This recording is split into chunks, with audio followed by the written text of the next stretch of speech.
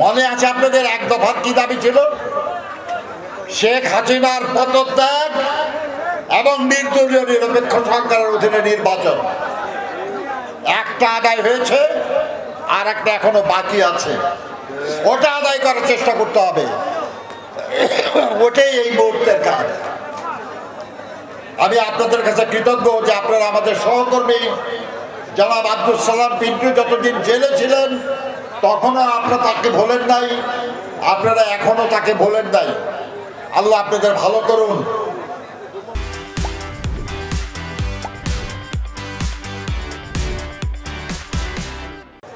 ওরা চেয়েছিল এই 17ই আগস্ট আগামী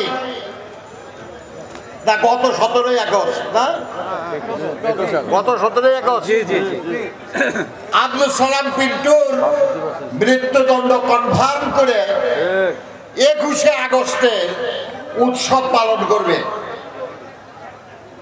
খারাপ লোকের ইচ্ছা পূরণ হয় না, ভালো মানুষের ইচ্ছা পূরণ আল্লাহ করেন। আপনাদের ইচ্ছা ছিল যে তিনি বেড়ে আছেন, আল্লাহ ওদের ইচ্ছা পূরণ করেন নাই, আপনাদের ইচ্ছা পূরণ করেছে। নিশ্চয়ই কোনো একটা ভালো উদ্দেশ্য আল্লাহর আছে।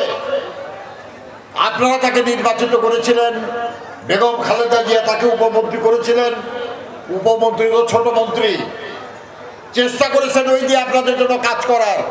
হতে পারে আল্লাহ হয়তো আরো বড় কোনো কাজ তার জন্য রেখে দিয়েছেন। আপনারা সবাই ঐক্যবদ্ধ থাকুন, এগিয়ে চলুন। আগামী দিনে আমরা সবাই মিলে এই দেশটাকে মুক্তিযুদ্ধের চেতনায়, শহীদ জিয়ার চেতনায়, বেগম খালেদা জিয়ার চেতনায়, জনাব তারেক রহমানের চেতনায় আমরা এই দেশকে সমৃদ্ধ বানাবো, এই দেশকে উন্নত করব, এদেশে শান্তি শৃঙ্খলা প্রতিষ্ঠা করব, এই দেশের দুর্নীতি অনাচার আমরা দমন করবো ইনশাআল্লাহ। আল্লাহ আমাদের সহায় হন। আল্লাহ হাফেজ। বাংলাদেশ।